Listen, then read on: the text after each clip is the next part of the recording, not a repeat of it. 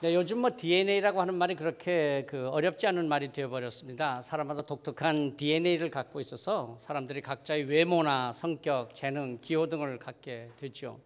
특별히 부모의 DNA가 자녀들에게 전달되어서 부모를 닮게 되는 것이라고 합니다. 부모의 재능을 자녀가 이어받아서 훌륭한 능력을 발휘하게 되는 것도 바로 이 DNA의 유전 인자가 있어서 그 재능을 이어받게 되는 것이라죠.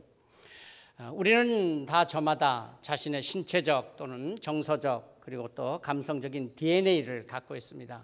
키가 크다든지 덩치가 크다든지 좀 작다든지 뿐만 아니라 성격이 또 괴팍하다든지 화를 잘 내는 성격까지도 부모로부터 물려받은 DNA 속에 있는 것들이죠. 그러나 한편 생각해 보면 이런 육체적인 DNA뿐만이 아니라 영적인 DNA도 우리가 갖게 되지 않을까 그런 생각을 해봅니다. 아버지 어머니로부터의 영적 DNA도 물려받는 것입니다. 우리가 예수님을 믿는다고 하는 것도 그런 점에서 예수님으로부터의 어떤 영적 DNA를 물려받는 것이다 그렇게 말할 수 있지 않을까요?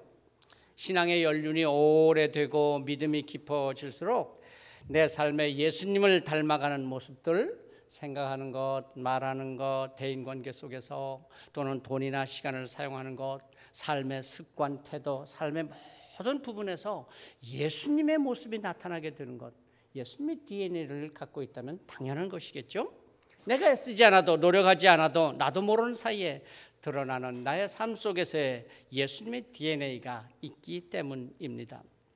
오래 예배를 드릴수록 또 그리고 설교를 많이 들을수록 찬송을 많이 부를수록 그리고 성경 공부를 많이 할수록 내 삶 속에 예수님의 영적 DNA가 채워져서 예수님의 모습이 드러나게 되지 않겠습니까? 그런데 예수님을 믿는다고 하면서도 그 삶에 예수님의 모습이 보이지 아니하고 심지어 사탄의 모습이 또는 타락한 인간의 모습이 그대로 드러난다면 그 안에는 예수님의 DNA가 있는 것이 아니라 타락한 인간의 DNA, 사탄의 DNA를 갖고 있는 것은 아닌지 의심하게 됩니다. 오늘 우리가 읽은 말씀은 예수님이 어떤 분이신가 하는 사도 바울의 고백입니다. 15절 말씀에서 그는 보이지 않는 하나님의 형상이요 하나님의 형상이라고 말하고 16절에서는 만물을 창조하신 창조주시다라고 고백하면서 18절에서는 몸인 교회의 머리가 되신다. 그리고 20절에서는 화평의 주님이시라고 예수 그리스도에 대해서 고백하고 있습니다. 신앙 고백은 단순한 생각이나 느낌이 아니죠. 정말 진실한 것이요 믿음입니다. 사람의 생각이나 느낌은 늘 변하기 쉽습니다. 오류에 빠지기도 쉽습니다. 믿을 수 없습니다. 가변적인 것들입니다. 더더군다나 마음의 상처가 치료되지 않고 감정에 상해 있는 사람의 생각이나 느낌은 자칫 오해하고 비판하고 자기식으로 판단하는 데 빠지게 되는 것이죠. 여러분 가론 유다를 한번 생각해 보세요. 그는 예수님에 대한 바른 믿음, 바른 고백을 갖지 못했습니다. 돈, 자기 욕심으로 가득했습니다. 그러니까 어떻게 예수님을 바로 믿을 수, 고백할 수 있었겠습니까? 결국 그는 예수님을 은 30에 팔아넘기는 어이없는 자가 되고 말았습니다. 그러나 한편 또 생각해 보면 요셉은 좀 다르지 않습니까? 그의 삶이 얼마나 힘들고 어려운 삶이었습니까? 그러나 그의 마음속에서는 하나님의 구속사라고 하는 그 믿음, 고백이 있었습니다. 그래서 형님들을 만난 자리에서 그렇게 말하지 않습니까? 형님들이 나를 판 것이 아니라 하나님께서 이스라엘의 구원을 위해서 먼저 나를 애굽으로 보내셨습니다. 정말 놀라운 고백이요, 놀라운 믿음입니다. 그의 믿음은 하나님의 구속사의 완성을 이루는 데 쓰임받는다고 하는 자신에 대한 고백이 되는 것이죠. 요셉은 현실을 단순히 현실로만 보지 아니하고 그 현실 안에서 구속사를 볼 줄 아는 진실, 고백, 믿음이 있었던 것입니다. 양식이 떨어져서 애굽을 찾아온 그 형들을 향해서 얼마나 원한이 사무치겠습니까? 그들을 향해서 원망하고 불평하고 대적하면서 그렇지만 봐라, 인생이 사람의 팔자가 이렇게 바뀔 때가 있다 하면서 정말 원수를 갚으려고 했다면 그는 하나님의 구속사를 이루는 신앙인이 되지 못했을 것입니다. 인간의 생각과 감정으로 볼 때는 원망과 불평이요 억울한 일이라고 생각될지라도 하나님께서 보시는 진실, 하나님께서 이루어 가시는 구속사의 줄기가 무엇이냐고 하는 것을 볼 줄 아는 믿음의 시각이 우리에게 있어야 하는 것입니다. 지금은 비록 마음이 답답하고 억울하고 도저히 해결할 수 없는 문제 같지만은, 그러나 하나님께서 구속사에서 어떻게 쓰시기 위해서 이런 일들을 내 삶에 배열하고 계시는가, 그 하나님의 진실, 하나님의 뜻, 하나님의 구속사의 흐름을 볼 줄 아는 믿음의 눈이 중요한 것입니다. 성경의 내용을 잘 아는 게 중요한 게 아닙니다.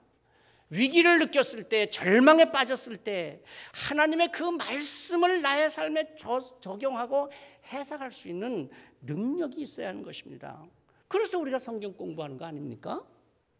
성경 공부는 잘 했는데 자기 삶에서 그 말씀을 적용하고 그 삶이 하나님의 구속사에 어떻게 쓰임을 받는지 알지도 못하고, 그래서 분노하고 원수를 갚겠다고 한을 품고, 아니 절망해서 자살을 시도하고, 그렇게 된다면 하나님의 구속사에 전혀 쓰임받지 못하는 인생이 됩니다. 우리가 예수 그리스도를 믿는다면 나의 믿음의 고백이 있어야 합니다. 나는 예수 그리스도를 뭐라고 고백할 것인가? 내 삶 전체를 통하여서 나의 삶의 순간순간 하나님께서 행하시고 인도하시는 그 하나님의 손길을 깨닫고 내 삶의 현실에서 이루어지는 일들을 보면서 하나님께서 구원의 역사, 구속사를 나의 삶을 통해서 이루고 계시는구나, 그거 볼 수 있어야 하는 것이죠. 결코 우연도 아니요, 운이 좋아서도 아니요, 또 운이 나빠서 일어나는 일이 아니라 하나님의 뜻으로 고백하고 믿을 수 있는 우리의 신앙 고백이 있어야 믿음의 사람이라고 할 수 있습니다. 그냥 그저 내게 상처 준 그런 사람, 내 마음을 아프게 했던 말, 그저 억울했던 일들을 그거 기억하고 늘 되뇌이고 그러는 것이 아니라, 나를 부르시고 하나님의 자녀로 삼아주신 하나님께서 그 모든 삶의 과정 속에서도 나를 인도하시고 이끄셔서 하나님의 구속사의 한 과정으로, 한 순간으로 쓰셨고, 그래서 하나님의 구원의 역사를 이렇게 이루어 오셨군요. 그게 바로 뭐예요? 창세기에 나타난 아브라함의 이야기요, 이삭의 이야기요, 야곱의 이야기, 요셉의 이야기 아닙니까? 만일 우리가 우리 삶에서 이렇게 고백할 수 있다면 바로 나의 창세기가 한편 쓰여질 수가 있는 것이죠. 바울이 고백하는 예수 그리스도에 대한 믿음의 고백을 봅니다. 오늘은 그 첫 번째 고백을 통하여서 우리의 믿음을 한번 돌아보려고 합니다. 15절 상반절 말씀입니다. 그는 보이지 아니하는 하나님의 형상이시오. 예수님은 하나님의 형상으로 오셨다고 하는 고백입니다. 오늘 우리의 고백으로 다시 바꾼다면 예수님은 바로 나의 원형이요, 원본이시요, 나의 주님이시다, 뭐 그런 고백이라고 할 수 있겠죠. 우리가 잘 아는 대로 창세기 1장을 보면 사람은 하나님의 형상을 따라 지음을 받았습니다. 하나님께서 우리의 형상을 따라 우리의 모양대로 우리가 사람을 만들고라고 하시면서, 사람은 그냥 그저 우연히 만들어진 것이 아니고 하나님의 형상, 하나님의 시가 그 속에 있다고 하는 것이죠. 다시 말하면 DNA, 하나님의 DNA가 있다는 말입니다. 2장에서 보면 이렇게 하나님의 형상으로 창조된 사람을 에덴 동산에 두셨는데, 에덴 동산에서 아주 먹기 좋은 각종 나무의 열매들을 주시면서 너희는 내가 제공하는, 내가 공급하는 모든 나무의 열매들로 살아라, 그렇게 말씀하신 것입니다. 그런데 특별히 에덴 동산에 소개되는 두 종류의 나무가 있죠. 하나는 생명나무요, 다른 하나는 선악을 알게 하는 나무라고 했습니다. 그리고 선악을 알게 하는 나무의 열매는 먹지 말라, 먹는 날에는 반드시 죽으리라 말씀하셨습니다. 그런데 사람은 참 이상하죠. 생명나무에 대해서는 관심을 갖지 아니하고 선악을 알게 하는 나무에 관심을 가지고, 그러다 결국 그 열매를 따먹었습니다. 인간의 비극은 바로 여기서부터 시작되는 것이죠.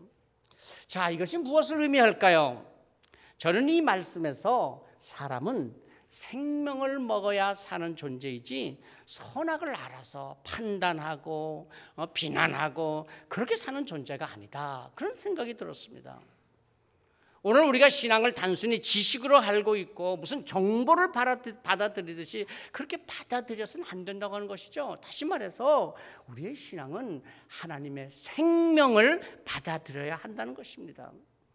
그래서 오랫동안 말씀을 듣고 읽고 배우면서 거기에서 하나님의 생명이 우리 속으로 들어와야죠.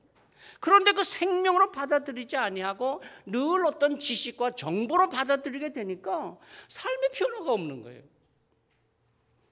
말과 행동, 먹고 입고 쓰는 그 모습 보면 아직까지도 예수의 생명이 그 속에 드러나 있지 않는 것입니다. 하나님을 단순히 지식으로 채우고 정보로 채워서 아는 것은 많지만은 그 삶의 전반에 예수 그리스도의 모습이 보이지 않는 것입니다. 하나님께서 보실 때 얼마나 안타까우실까요? 예를 들면 아이들이 이렇게 어려서 자라가지고 중학생이 되고 고등학생이 되면요, 정말 하루가 다르고 한 달이 다르게 훌쩍훌쩍 크지 않습니까? 그런데 하는 짓을 보면 아직도 어려. 그러니까 그 부모가 뭐라고 말합니까? 야, 너는 어떻게 그렇게 껍데기는 이렇게 컸는데 그래? 속은 아직도 그렇게 어리냐? 뭐 그렇게 말하지 않습니까? 어쩌면 우리가 오래도록 신앙생활을 하면서 직분을 받았다, 봉사하고 헌신한다고 하면서도 신앙의 외적인 모습은 잘하는데 우리의 속사람이 전혀 성숙하지 않습니다. 그 말이나 행동이나 대인관계나 가정생활에서 아니 정말 우리가 먹고 입고 쓰는 모든 소비생활에서 전혀 새로운 변화된 스타일,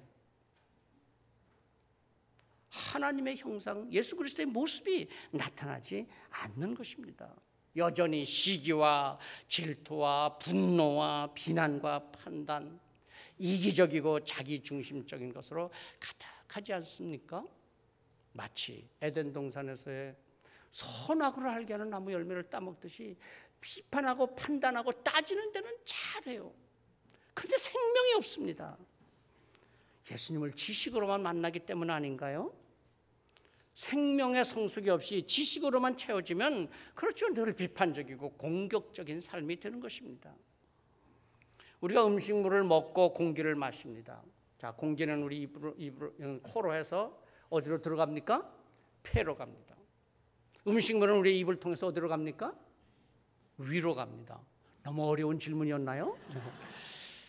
그런데 공기가 그만 우리 입으로 해가지고서는 위로 들어가고 음식물은 우리의 코로 해가지고 폐로 들어간다.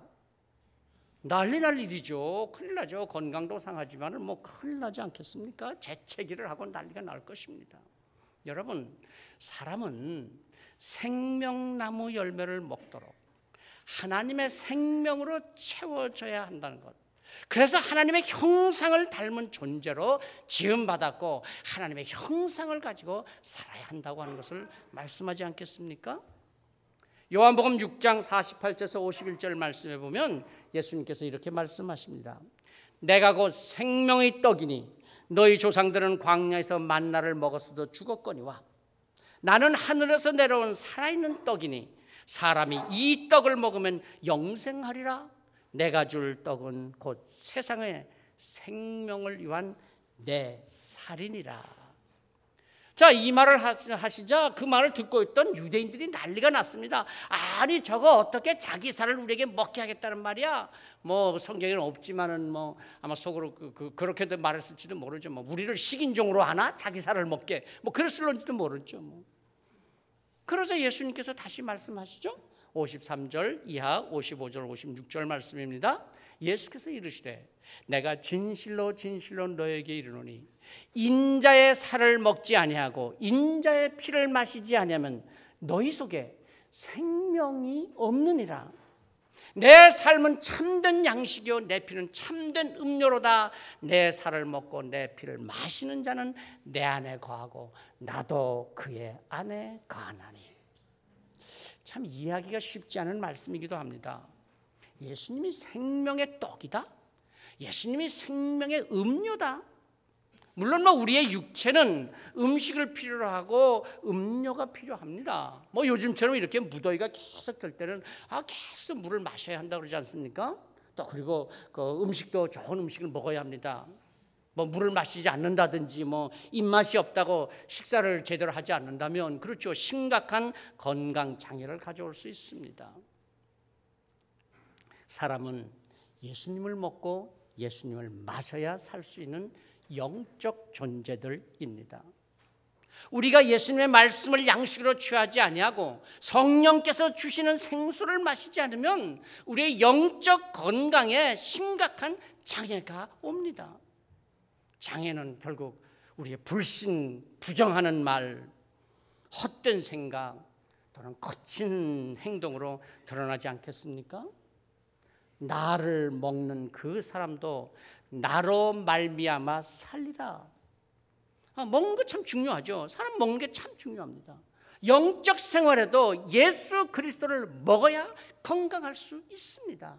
그래야 예수 그리스도의 능력이, 예수 그리스도의 부요하심이, 그의 평안하심과 넉넉함이 우리 속에 있게 되는 것이죠. 예수 그리스도로 말미암아 너희가 살리라 라고 말씀하십니다.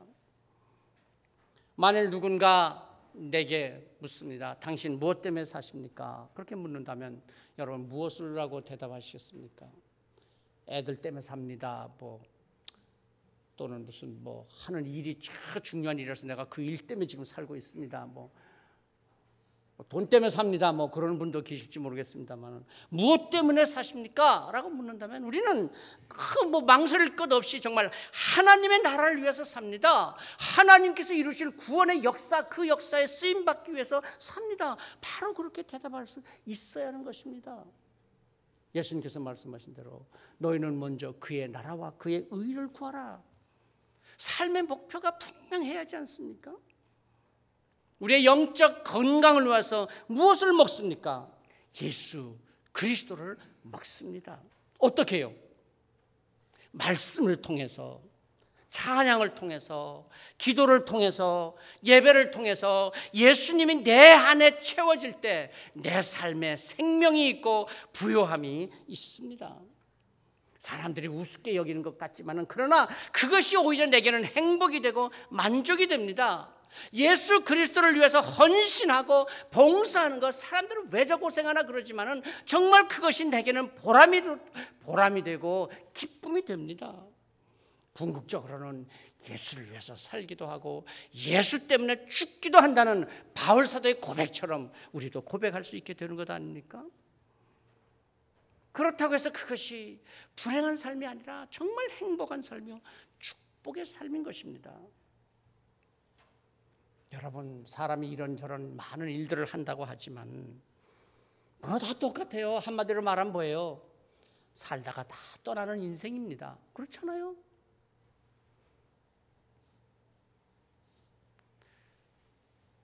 육체적으로 늙지 않고 쇠약해지지 않고 영원히 살 수 있는 사람이 어디 있겠습니까?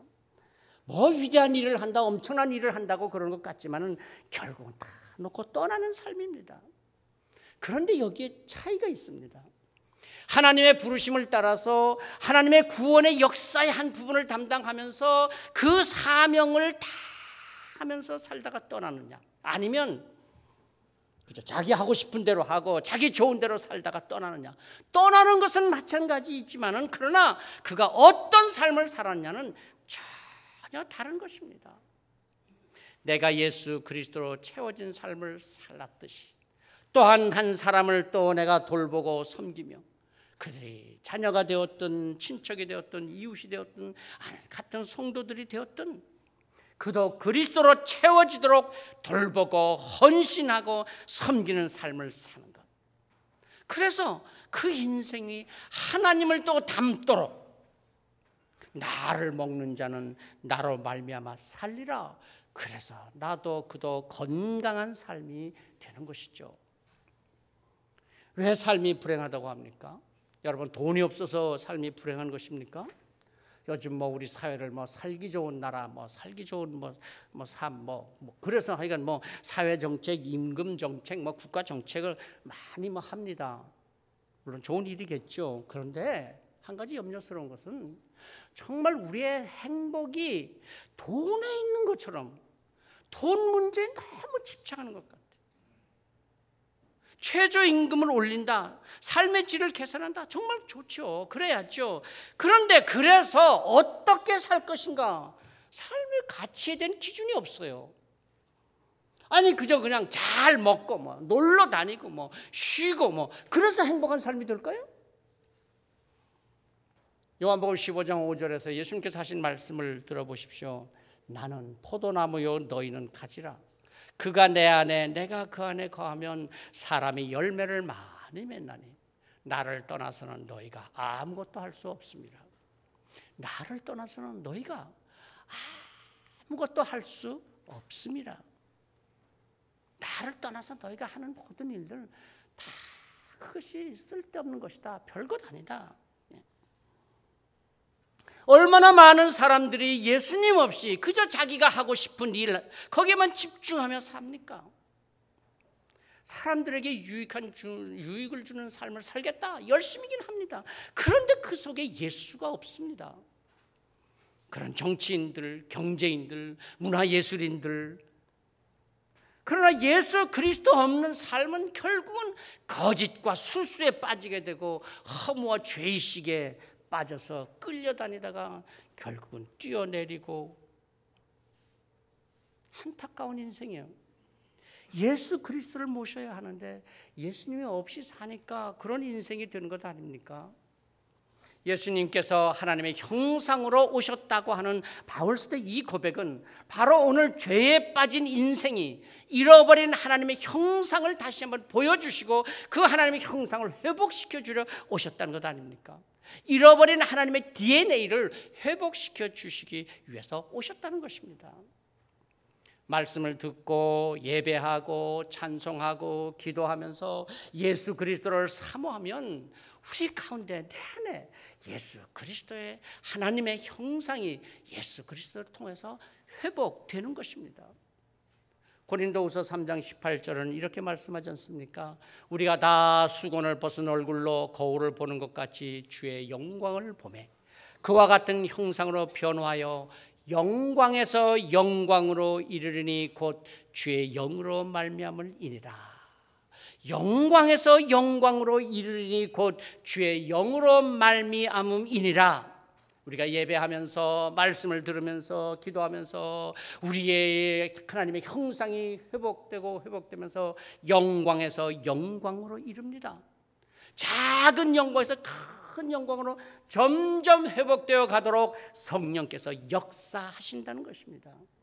그래서 우리가 한 해, 두 해 또는 5년, 10년 아니 평생 함께 신앙생활을 하면서도 늘 보는 얼굴이지만 어느 날 봤더니 아니 집사님 작년과 올해가 너무 다르시네요. 예수님의 모습이 보입니다. 얼굴이 참 평안하시네요. 은혜가 가득하네요. 달라지는 모습이 있잖아요. 하나님의 형상이 많이 회복되셨네요. 뭐 그럴 수 있는 것 아니겠습니까? 골로새 3장 10절은 이렇게 말씀합니다. 새 사람을 입었으니 이는 자기를 창조하신 이의 형상을 따라 지식에까지 새롭게 하심을 입은 자니라. 지식에까지 새롭게 하심을 입은 자니라? 예수 그리스도의 생명이 그 안에 있으면 그 안에 하나님의 형상이 회복되고 또한 우리가 지식으로 정보로 받는 것까지도 새롭게 하나님의 형상으로 회복된다는 것입니다. 다시 말해서 말씀을 듣고 성경 공부하고 큐티하고 딜리버리를 하고 뭐 그러다 보면은 벌써 보는 게 생각하는 게 듣는 게 달라지지 않습니까? 전에는 안다는 게 뭐예요? 주로 안다는 게 뭡니까? 연예계 소식, 뭐 정치인들의 뒷얘기, 남의 허물에 대한 지식으로 가득했지만 하나님의 형상이 회복되어 감에 따라서 우리가 갖고 있는 지식이 달라집니다. 이제는 나누는 이야기가 다릅니다. 하나님의 구원 경영이 어떻고 뭐 5대 광야가 어떻고 레위기의 뭐 5대 제사가 어떻고 뭐 누구 말씀 딜리버리를 했으면 좋겠다. 그럼요. 지식이 달라지니까 나누는 이야기가 달라지고 사람 대하는 태도가 달라지고 사람 보는 눈이 달라지는 것입니다. 왜요? 내 안에 하나님의 형상이 회복되기 때문입니다. 바울 사도는 예수님의 오심을 하나님의 형상으로 오셨다라고 고백합니다. 내가 잃어버렸던 하나님의 형상을 회복시키시기 위해서 창조시에 하나님의 형상으로 오셨다는 고백입니다. 여러분, 유리라도요, 같은 유리라도 이런 윈도우와 미러가 다르지 않습니까? 윈도우라는 것은 창문은 유리 통해서 밖을 다 봅니다. 얼마나 멋진 경치를 보고 모든 것을 볼 수 있지 않습니까? 그런데 소위 미러, 거울은요, 자기밖에 보지 못합니다. 그렇잖아요. 거울은 뒷면에 반사물질이 발라져 있습니다. 그래서 자기 모습, 자기의 야심과 탐욕, 교만, 부끄러움, 자기 모습만 볼 수 있습니다. 뒷면에 칠해져 있는 그것을 벗겨내지 않으면 결코 하나님의 세계를 볼 수가 없습니다. 그 뒷물질을 벗겨내는 그 신앙의 과정이 뭡니까? 바로 출애굽기의 광야 생활입니다. 내가 붙잡고 있는 것들을 내려놓게 하시고 바꿀 수 없는 것들을 바꾸게 하시고 변하지 못한다는 것들을 변하게 하시고 성부, 성자, 성령의 이름으로 살아야 한다고 말씀하십니다. 교회 중심으로 살아야 하고 하나님의 구속사를 이루기 위해서 살아야 한다. 변화시키시려는 하나님의 인도하심, 그것이 출애굽기의 광야 생활입니다. 하나님의 형상을 보지 못하도록 덧칠해 있는 것들, 자기 아지, 편견, 욕심, 교만, 어리석음, 헛된 야망 등등 이 모든 것들을 벗겨내지 않으면 하나님의 세계를 볼 수 없습니다. 늘 자기만 보면서 만족하고 자기가 마치 대단한 존재인 줄로 착각합니다. 이거 벗겨내기 위해서 광야로 보냈는데 광야를 돌면서도 몰라요. 고통스러움이 뭔지는 알지만은 그것들 고통을 통해서 내가 어떻게 변화되어야 하는지 그걸 모르고 그저 자기 자신만을 보면서 내가 이런 사람이고 내가 과거에 이렇게 살았고 내가 대단한 존재였다. 그 거울만 들여다보고 있는 거예요. 성령님은 지금도 우리가 잃어버린 하나님의 형상을 회복시키기 위해서 내 삶에 덧칠해져 있는 것들을 벗겨내십니다. 성령님께서 내게 오셔서 나를 하나님의 형상으로 복원시킵니다. 회복해야 할 하나님의 형상에 우리는 관심을 가져야 합니다. 내가 잃어버린 하나님의 형상, 내가 회복해야 하는데 그래서 늘 내게 잘못된 DNA가 무엇인지를 살피고 하나님의 DNA를 회복하리라 다짐하며 기도하고 찬송하고 예배드리며 말씀 듣고 성경 공부를 해야 하는 것입니다. 예수 그리스도는 하나님의 형상으로 오셨다. 이 얼마나 놀라운 고백이며 위대한 믿음입니까? 나도 하나님의 형상을 회복하고 싶습니다. 나도 주님 닮고 싶습니다. 주님으로 나를 채웁니다. 주님 따라 살겠습니다. 주님처럼 사람을 살리고 돕고 세우는 삶을 살겠습니다. 주님처럼 섬기는 삶을 살겠습니다. 내가 회복해야 할 하나님의 형상, 우리 인생의 원본, 삶의 모델이신 주님, 우리도 바울사도의 고백과 믿음을 따라서 하나님의 형상을 회복하는 삶이 되시기를 성부와 성자와 성령의 이름으로 축복합니다. 기도하십시다. 하나님, 참으로 세상적인 것들로서 가득 채워져 있는 저희들의 마음, 저희들의 삶, 저희들의 내면, 저희들의 속사람, 이제 저희가 다시 한번 잃어버린 하나님의 형상을 회복하며 하나님의 생명으로 가득 채우기를 원합니다. 주님, 세상 가운데 사나 세상을 따라서 살지 않게 하시고 하나님께서 보여주셨던 그 삶의 길, 우리에게 전해주셨던 그 DNA, 영적 DNA를 따라서 살아가는 우리의 삶, 그래서 우리도 예수 그리스도처럼 사람을 살리고 세우며 섬기고 도와주는 삶이 될 수 있도록 축복하여 주시옵소서. 예수 그리스도 이름으로 기도하옵나이다. 아멘.